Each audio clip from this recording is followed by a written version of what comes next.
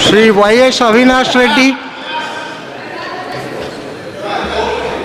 Sir, thank you for this opportunity, sir.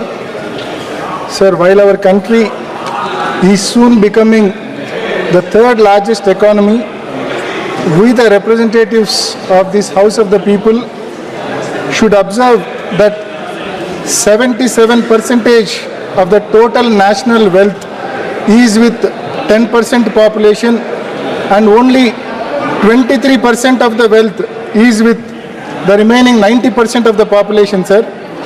This inequality between the rich and the poor has to be addressed and necessary steps has to be taken to ensure that poor people grow wealthier in our country.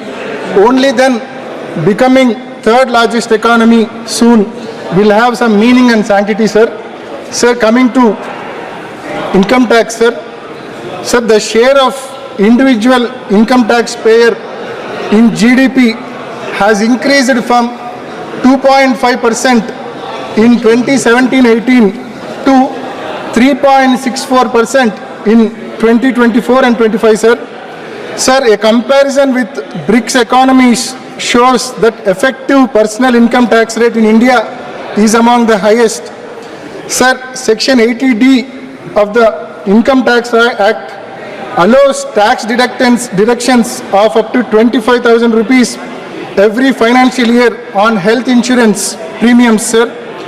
This deduction limit has remained the same for the last 10 years, sir.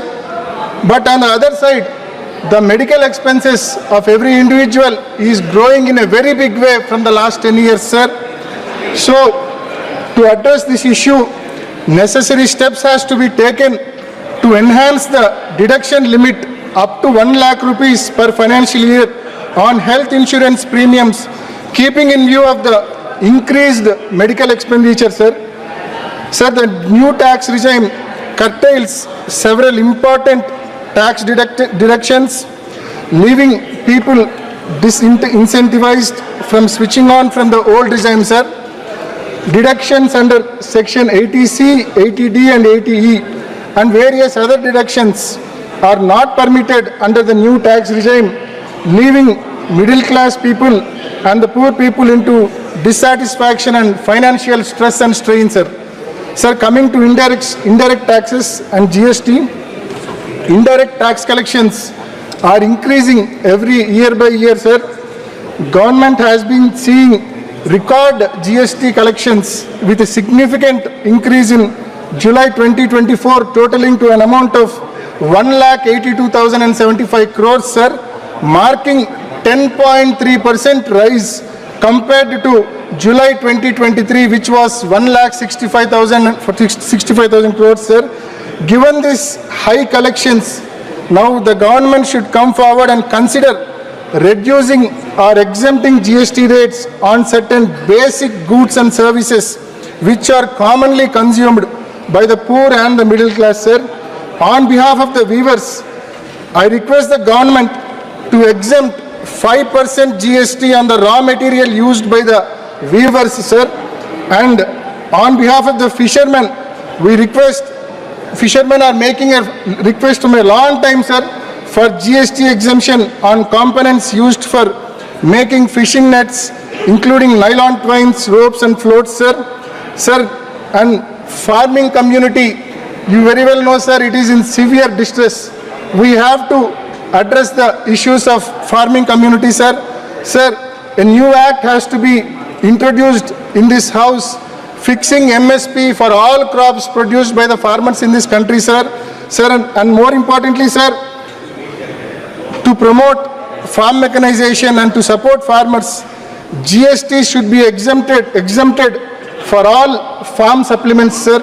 Sir, and more importantly, sir, 18% GST is collected on health insurance premium and life insurance premium, sir. Sir, we strongly request the government to withdraw GST on life insurance and health insurance premiums, sir. Sir, coming to our state, Andhra Pradesh, sir, our former Chief Minister, Shri Jagannath Reddy Garu, requested Honorable Prime Minister several times to grant special category status to Andhra Pradesh as promised in this House, sir, by the then Prime Minister, Shri Manmohan Singh ji. We strongly urge the government to grant special category status for Andhra Pradesh and fulfill the promise made in this House, sir. Sir, in AP Reorganization Act, establishment of steel plant at Kadapa was promised to us, sir. We strongly urge the government to establish steel plant at Kadapa, sir. Sir, in the same AP Reorganization Act, railway zone at Vizag was assured to us, sir.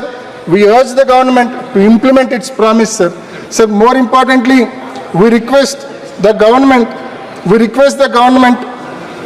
to withdraw its plan to privatize Vizag steel plant, sir. Sir, thank you. I once again thank you for this opportunity. Thank you, sir. Thank you, sir. Good dear Mantri. Already without chair permission, how you can speak? No, who has given you opportunity? No, I have not given you. No.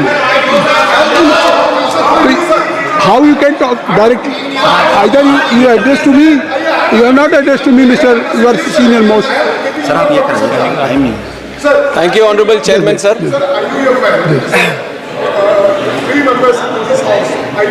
Indian Union Muslim League, their representatives not in this committee. That's I would like to bring your notice to government through you, sir, to include IUML party representative also. Okay. Nagrik Dear Mantri. Thank you, Honorable Chairman, sir, for giving me the opportunity to speak on the Bharat Vayuyan Videyak 2024. And in fact, I would like to thank the chair, first of all, for what was supposed to be a 3-hour debate. Yesterday, it went on up to 5 hours and has also had speakers, 36 speakers speaking on this important act, sir.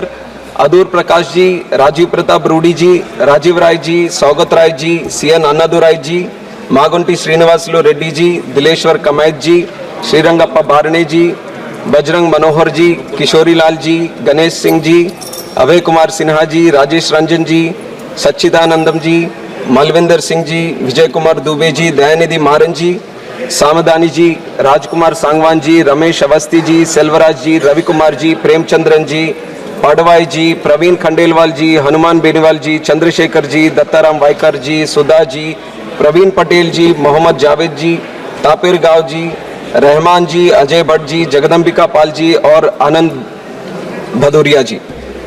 So almost 36 people have participated in this debate, sir. Not only have they participated, they have given some valuable suggestions and also passionately been involved in this debate, sir. And I would like to remind the House, 20 years back, if you would have seen any civil aviation topic that has been discussed in the House, the participants were mainly coming from technical background or they were coming from these major metropolitan cities where the presence of airports has been maximum. But yesterday, if you had witnessed the debate for 5 hours, we have seen from the length and breadth of this country, from the remotest areas of this country, from the most backward areas of this country, people have passionately, honorable members have spoken on this bill, and that is the change this government has brought in and the Honorable Prime Minister Narendra Modi ji has brought in to the civil aviation, sir.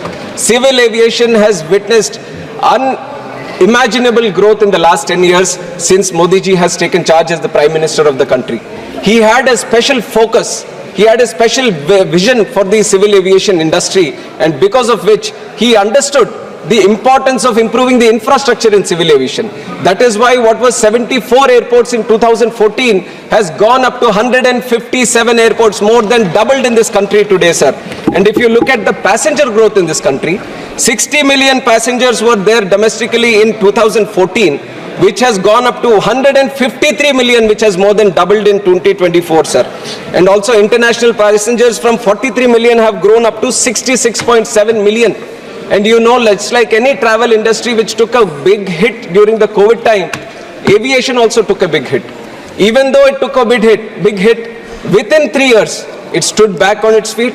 It not only crossed the pre-COVID numbers, sir, we are at an all-time high in the passenger growth in the country, and today we stand as the 3rd largest aviation economy in the whole world, and that is the change Honorable Prime Minister Narendra Modi ji has brought in the last 10 years for the civil aviation ministry. And also I would like to thank all the previous ministers who have worked on this, especially my predecessor Jyotiraditya Scindia ji, who has constantly worked for the upliftment of the civil aviation ministry and brought in a lot of policy changes. And in fact, I would also like to remember our honorable previous minister Ashok Gajpati Raju ji, who was also there handling this and who was from our party also at that time, sir. And with this growth, it is very important we look into the future also. This is not just for the 10 years that we are proud of. Where we are in the third place right now, we under the honorable leadership of honorable Prime Minister want to see India become the number one in the domestic economy, sir. And if you want to see India in that number one position, there has to be proper legislative backing. There has to be good policy making. There has to be good policy which drives the civil aviation industry in that direction. And that is where this Bharatiya Vayuyan Videk comes into play, and which is why I would like to go a little bit more detail into the bill also, sir. Now this Bharatiya Vayuyan Videk, इसकी जो इससे पहले जो act थी, Indian aircraft act 1934, this was a pre-independence era act, sir. Under the British rule, this act was formed, and the act was promulgated because of an international aircraft convention which was formed in 1919. 1919 में जो convention बना था, उसके हिसाब से Indian aircraft bill 1934 pre independence era में हम लेके आए, और उसके बाद 1944 में एक शिकागो कन्वेंशन भी आया. शिकागो कन्वेंशन आने के बाद आईकेओ का फॉर्मेशन हुआ. आईकेओ जो है इंटरनेशनल सिविल एविएशन ऑर्गेनाइजेशन. आईकेओ ऐसी बॉडी बनी कि यूएन की एक एजेंसी थी, यूनाइटेड नेशंस की. और ये शिकागो कन्वेंशन के बाद जो आईकेओ बना, आईकेओ में 193 कंट्रीज उसके हिस्से थे, और regularly all these 193 countries used to seat